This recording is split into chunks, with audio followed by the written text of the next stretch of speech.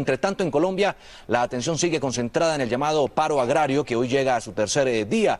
Los disturbios más recientes se presentaron en Ubaté, esto es en el departamento de Cundinamarca. Tenemos reportes en vivo desde los lugares críticos. Comenzamos en la vía entre Bogotá y Tunja, en Ventaquemada, donde permanece nuestra periodista Jennifer Montoya. Jennifer, ¿cuál es la situación en este momento? Buenos días.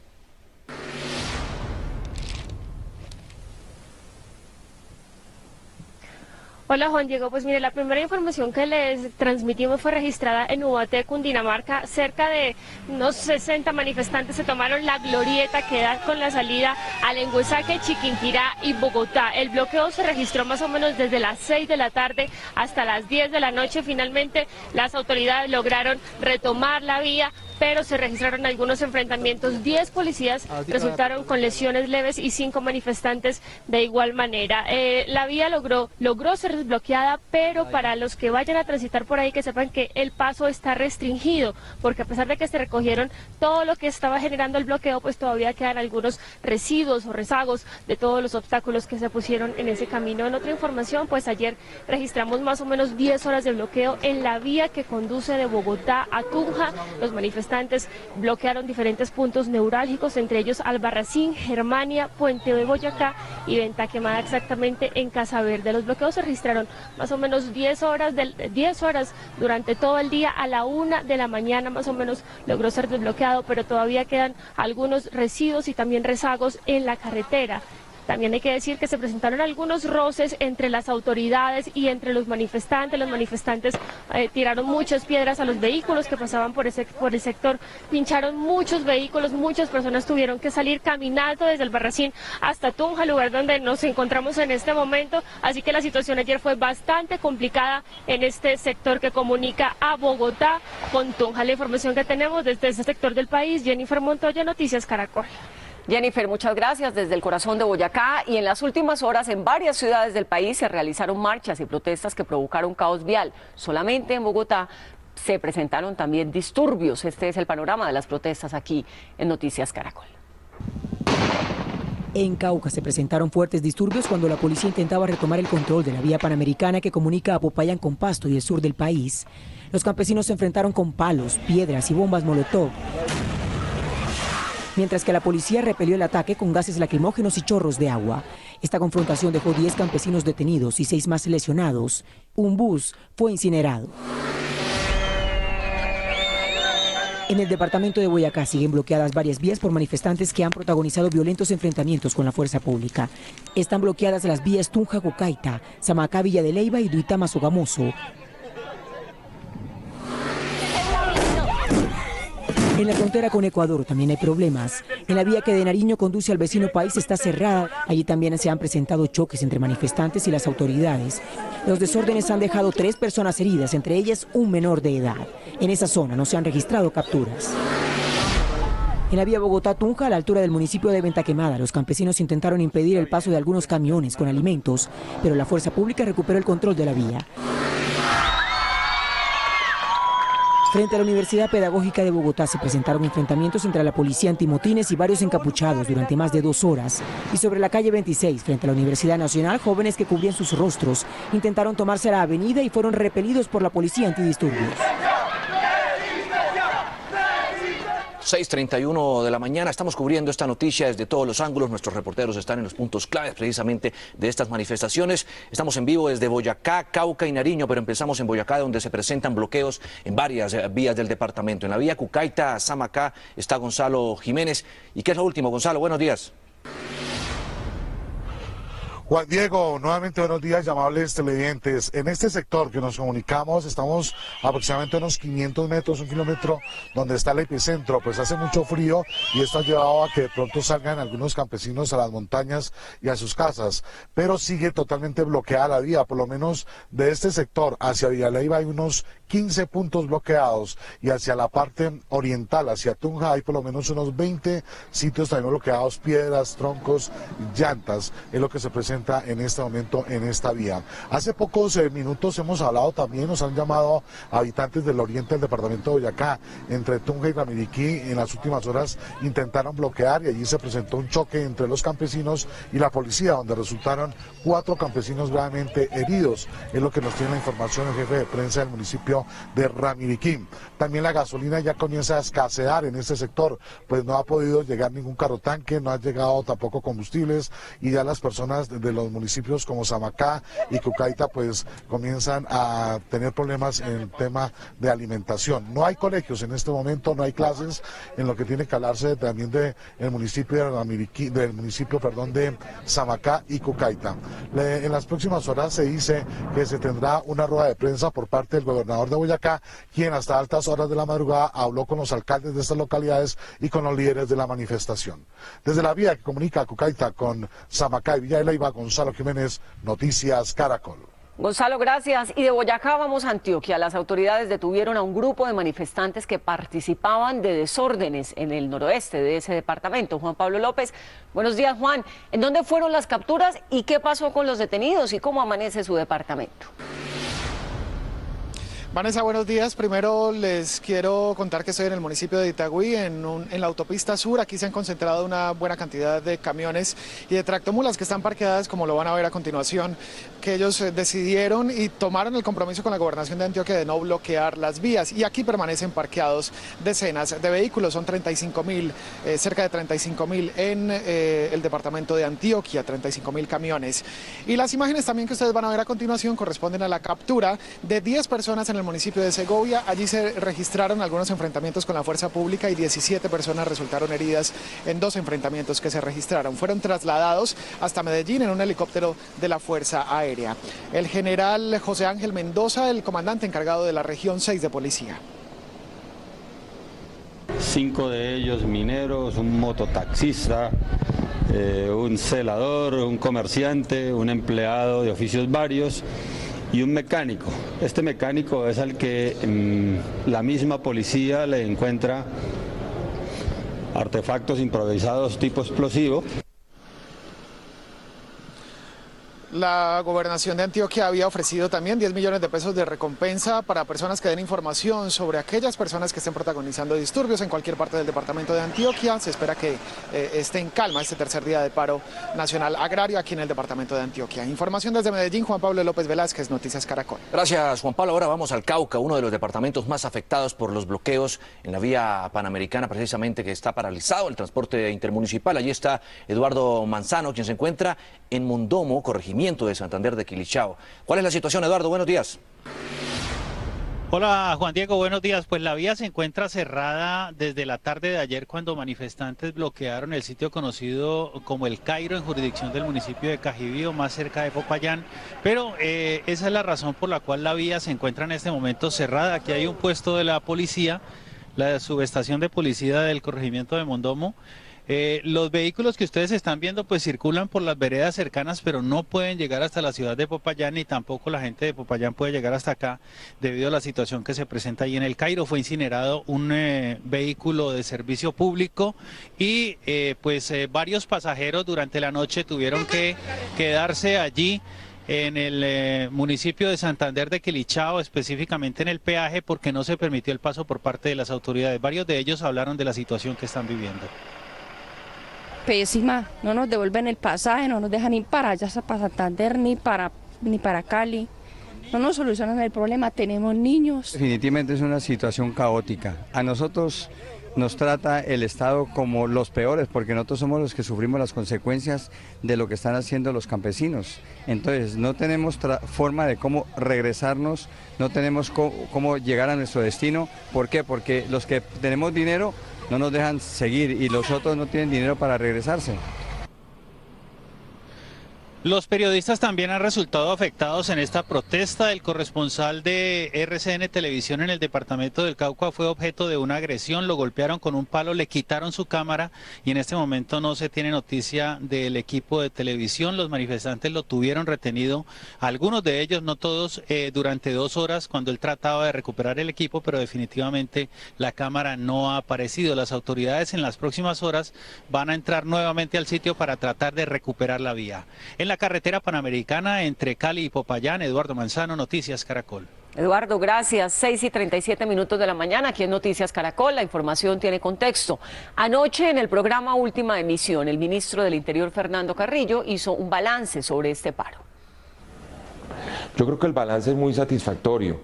Algunos creían que en el segundo día de paro el país iba a estar incendiado, el orden público iba a estar fuera de control, y en realidad lo que podemos decir en primer lugar es que este gobierno respetó la protesta pacífica y salvo algunos casos muy aislados de ejercicio de la violencia que se dieron en 3 o 4 departamentos del país, pues se dio la protesta en términos de civilidad y democracia, y el país repudió y rechazó completamente a los violentos o a los que quisieron sacar provecho político de estas manifestaciones. Precisamente, ministro, en recientes paros y protestas el gobierno ha dicho que había intereses políticos o de grupos ilegales. ¿Ocurre lo mismo en esta movilización, ministro? Yo creo que siempre que hay un espacio de protesta social, y esa es una lección que se ha venido aprendiendo en Colombia, hay algunos sectores que han querido vulnerar los derechos de quienes protestan en las organizaciones sociales. Nosotros hemos dicho que las organizaciones sociales sin violencia se fortalecen.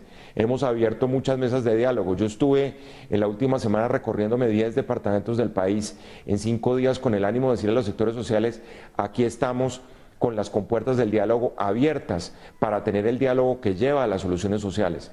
Yo creo que eso el país lo interpretó y lo interpretó bien. Ministro Carrillo, ¿cuál sería el llamado en este momento del gobierno a los manifestantes? El llamado a los manifestantes es que terminen los bloqueos. Yo creo que el bloqueo no solo imposibilita la movilidad de los colombianos, viola derechos de los colombianos, sino además imposibilita el diálogo mismo con las autoridades. En la medida en que la protesta siga siendo pacífica, habrá diálogo y habrá soluciones de carácter social. 6:39, pero ¿por qué hay tantas protestas por estos días? ¿Qué están pidiendo los manifestantes? ¿Qué exige cada sector? Les tenemos las respuestas. La base del paro agrario es de los cafeteros, quienes vienen reclamando que el subsidio a sus ingresos se les entregue directamente al momento de la venta de su grano y sin documento de por medio. Reclaman además rebajas en los fertilizantes y refinanciación total de deudas. Productores de papa, de cebolla y de leche se sumaron al paro para exigir que detengan las importaciones de esos productos, pues el TLC y el contrabando les ha causado graves perjuicios. Los palmeros de Santander reclaman un mejor precio para el aceite de palma que producen.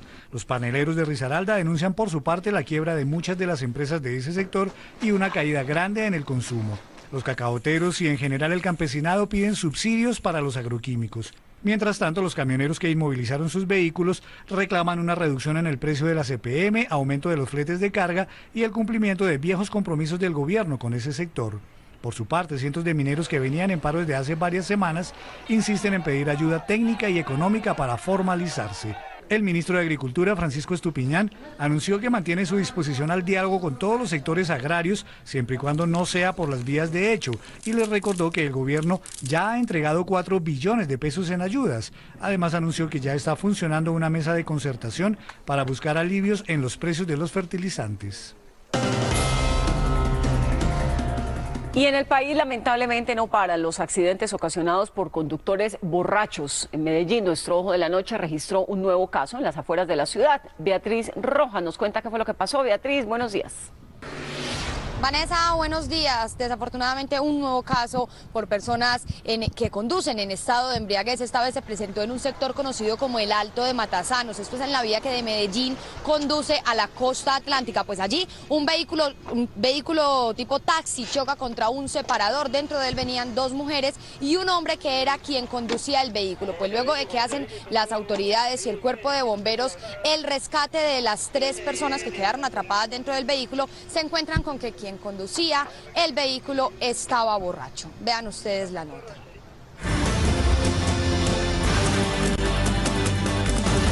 En este video grabado por un agente de la policía se ve el momento en que un grupo de socorristas ayudado por las autoridades tratan de rescatar a 3 personas que resultaron heridas luego de que este taxi se chocara en la vía que de Medellín conduce a la costa atlántica. Este vehículo choca contra un separador. La ayuda muy importante de la Policía Nacional en ese accidente, con la coordinación del cuerpo de bomberos del sector, en el cual se trasladan estas personas a las clínicas cercanas, que es en Bello y Copacabana. Según las autoridades, dentro del taxi se movilizaban 2 mujeres y un hombre que conducía el vehículo y que, según los resultados de una prueba de alcoholemia, estaba borracho. Él en ese momento se saca, primero que todo se lleva al hospital y segundo, ahí en el hospital se le hace la prueba de alcoholemia en el cual resulta positivo. Grado 3 para embriaguez. Las autoridades de tránsito anunciaron que el hombre será sancionado por exceder los límites de velocidad y por conducir bajo el estado de embriaguez. Inicialmente se hace la prueba y se informa mediante un comparendo a la Secretaría de Tránsito con el fin que tome las medidas y le suspenda la licencia de conducción. Las 3 personas que resultaron heridas en este accidente ya fueron atendidas y estabilizadas en distintos centros asistenciales. Las autoridades nuevamente hacen un llamado a la ciudadanía para que no conduzca en estado de embriaguez y para que acate todas las normas de tránsito. Como dato, para terminar, les cuento que durante el fin de semana las autoridades de tránsito hicieron fuertes operativos en toda la ciudad. Allí hicieron 1.175 pruebas y de ellas 145 resultaron positivas, es decir, que 145 personas estaban conduciendo bajo el estado de embriaguez. Fue lo que registró el Ojo de la Noche con Beatriz Rojas, Noticias Caracol. Muchas gracias, Beatriz. Y no nos cansaremos de denunciar a los borrachos al volante. Un juez de Bogotá ordenó la captura de Fabio Andrés Salamanca, el joven que manejando borracho causó la muerte a 2 mujeres y dejó gravemente herido a un taxista. Vamos en directo al complejo judicial de Palo Quemado, donde está Yarit Muñoz, para que nos informe, Yarit, si se sabe del paradero de este joven y si se va a entregar a qué horas. Buenos días. Buenos días, Juan Diego. Pues luego de que el juez 20 penal del circuito tomara esta decisión, se esperaba que durante las horas de la noche Fabio Andrés Salamanca se presentara ante las autoridades, aunque hasta este momento no se sabe si ha llegado a alguna de las sedes del CTI o alguna de las estaciones de policía. La orden es, según el juez, que él debe esperar su juicio encarcelado en La Picota. En este informe, las razones que tuvo el juez para enviarlo a la cárcel. El juez Wilson Cadena consideró que Fabio Andrés Salamanca sabía de las consecuencias de su conducta, que le costó la vida a 2 mujeres y dejó gravemente herido a un taxista. Pero no le importó y aún así lo hizo. También sabía que existen límites de velocidad, pero no le importó y los excedió. Sabía que debía estar atento a las señales de tránsito y acatarlas, las que desatendió. Afirmó que la decisión de una juez que lo dejó en libertad fue equivocada, porque Salamanca sí es un peligro para la sociedad. Para este servidor no es seguro que al imputado por estos hechos no le queden ganas de subirse a un vehículo o conducirlo, como lo indicó la jueza de primer grado y la defensa. Que por habérsele retirado su licencia de conducción no decida asumir el riesgo.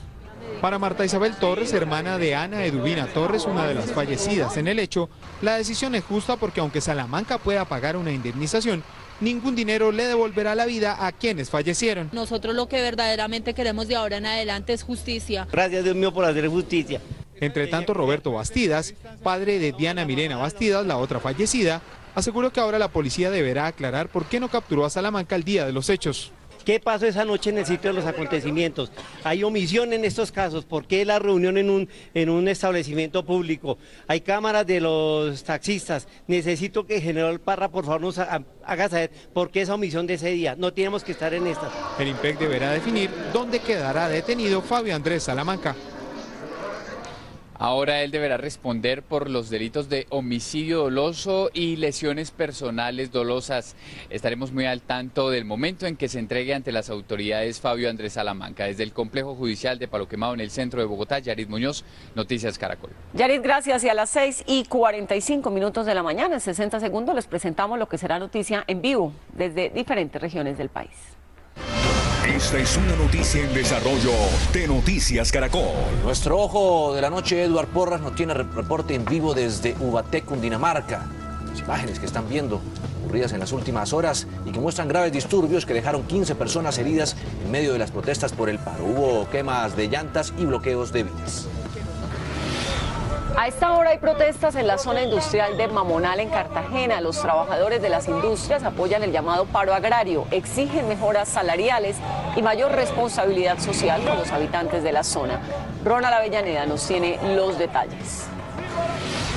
En las próximas horas serán judicializados en Medellín las 15 personas que fueron capturadas en Antioquia, señaladas de protagonizar desórdenes y obstaculizar las vías en el nordeste del departamento. Juan Pablo López nos tiene un nuevo reporte en vivo.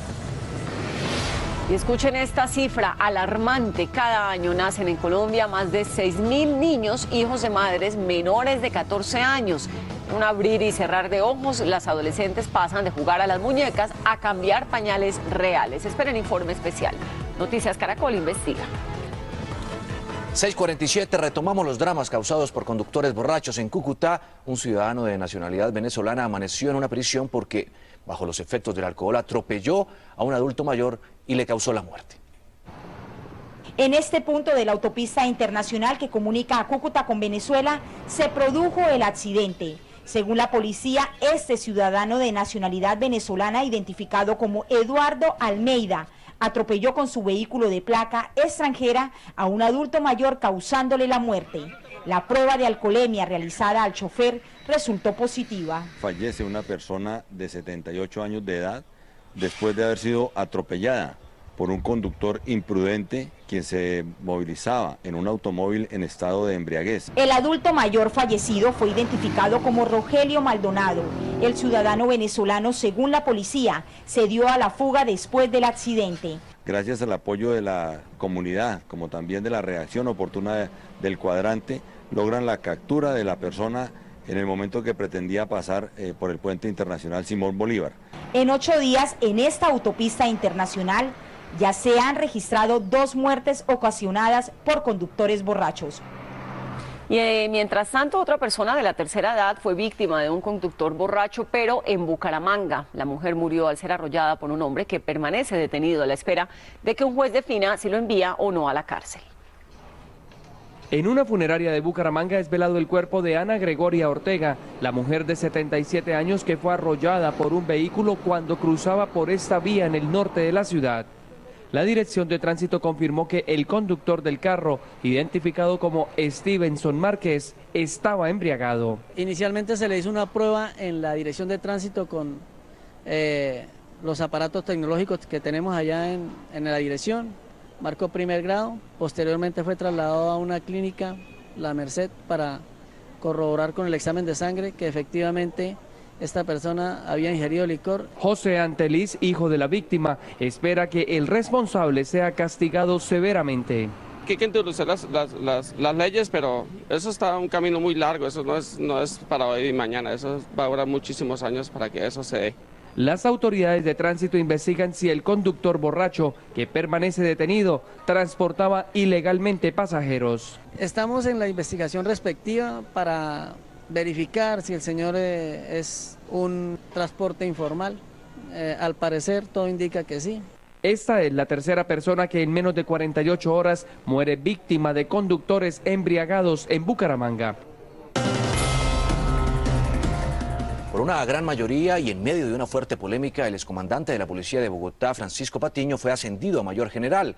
El alto oficial está enredado en el escándalo por el presunto montaje en el caso del grafitero Diego Felipe Becerra. Fueron muchos los tropezones que tuvo que enfrentar el oficial para lograr su ascenso en el Senado. El primero de ellos, una prueba que destapó el senador Camilo Romero sobre la supuesta entrega de bonos a la familia del conductor del bus para que presuntamente incriminara al grafitero. Con la abstención de 20 congresistas fue aprobado su ascenso. Un agradecimiento muy especial. Recibo este ascenso con una gran humildad, pero sin ningún tipo de triunfalismo. Patiño celebró con los congresistas ante la mirada de los padres de Diego Felipe. Ellos anunciaron que esperan que se haga justicia. Causa cierto desconcierto para todos, tanto para el general como para nosotros. Yo solo les recuerdo, las instituciones se fortalecen con la verdad, nunca se fortalecen con mentiras o apoyando a personas que han cometido actos delincuenciales.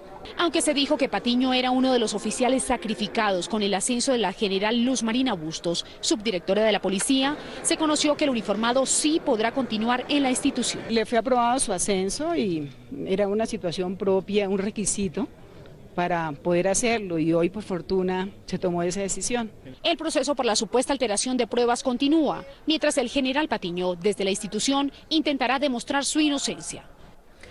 Un colectivo que llevaba niños que salían del colegio hacia sus casas se accidentó en el noroccidente de Bogotá. 3 menores y la monitora fueron remitidos al Hospital San José Infantil. Según el conductor de la ruta, este hueco que se formó en la mitad de la calle fue la causa de que el carro se desestabilizara y terminara volcado. 3 máquinas de bomberos atendieron a 11 menores que resultaron involucrados en el accidente. La Policía de Tránsito investiga un posible exceso de velocidad por parte del conductor del vehículo escolar. Y la Fiscalía hizo un revolcón en la investigación que adelanta por los magnicidios de Luis Carlos Galán, Bernardo Jaramillo y Carlos Pizarro León Gómez. Según la entidad, ya hay más de 25 coincidencias que hacen creer a los investigadores que en los 3 casos hay un patrón criminal con el que se podría llegar a los verdaderos autores intelectuales de esos asesinatos. Entre las coincidencias, los fiscales encontraron que las víctimas tuvieron algunos escoltas en común, que los autores materiales fueron asesinados y que los atentados se cometieron con el mismo tipo de arma. Para la Fiscalía, el nuevo giro en la investigación podría vincular a dirigentes políticos y altos agentes del Estado. Y vamos a Sincelejo. Después de una audiencia pública que se extendió por varias horas, la empresa Emcoazar, que maneja los juegos de azar en Sucre, decidió revocar el proceso de licitación del negocio del chance a la única empresa interesada, que es Aposucre, que según denuncias pertenece a la controvertida empresaria Enilce López, conocida como La Gata. Durante la audiencia, el gerente de la empresa comercial de juegos, Suerte y Azar en Sucre, Edwin Romero, explicó por qué se revocó el proceso de licitación del chance en Sucre. Debe salvaguardar y mantener incolume los principios contractuales, en especial los de legalidad, transparencia y selección objetiva. La empresa Aposucre, la única que estaba licitando y la cual lleva 30 años manejando el negocio, se declaró afectada y anunció que pedirá una medida de reposición. Nos afecta primero que todo como empresa, pues hay un personal que trabaja con la empresa. También se ve afectada los recursos de la salud. ¿Por qué? Porque la concesión va hasta el 30 de agosto, 31 de agosto de este mes. El proceso ha sido criticado por los organismos de control y por el congresista Iván Cepeda, que denunció que Aposucre pertenece a la polémica Enilce López, conocida como La Gata, y quien está condenada por homicidio. Que es una empresa que cuenta con acciones de los hijos y de la propia Enilce López. No, así que es una empresa que está conectada con esas organizaciones criminales. Durante la jornada, cientos de trabajadores de Aposucre expresaron con marchas su preocupación por el posible cierre de la empresa. ¡Queremos trabajo! El exgobernador de Nariño, Antonio Navarro Wolf, les dijo a los magistrados de la Corte Suprema de Justicia que no existió un manejo político en los subsidios que recibió su departamento por parte del proyecto Agroingreso Seguro. Las declaraciones del exmandatario departamental se dieron en medio de una nueva audiencia que enfrentó el exministro Andrés Felipe Arias por el proceso en su contra, precisamente por el escándalo de Agroingreso Seguro. Arias Leiva, quien hace poco quedó en libertad, dijo que poco a poco la tesis de la Fiscalía se ha ido derrumbando. El exministro está acusado de peculado por apropiación a favor de terceros e interés indebido en la celebración de contratos. Puedo dar fe de que todos los sistemas o distritos de riego que se construyeron eran para beneficio de pequeños productores. Si yo no recuerdo mal el dato, el promedio de hectáreas por familia era inferior a 2.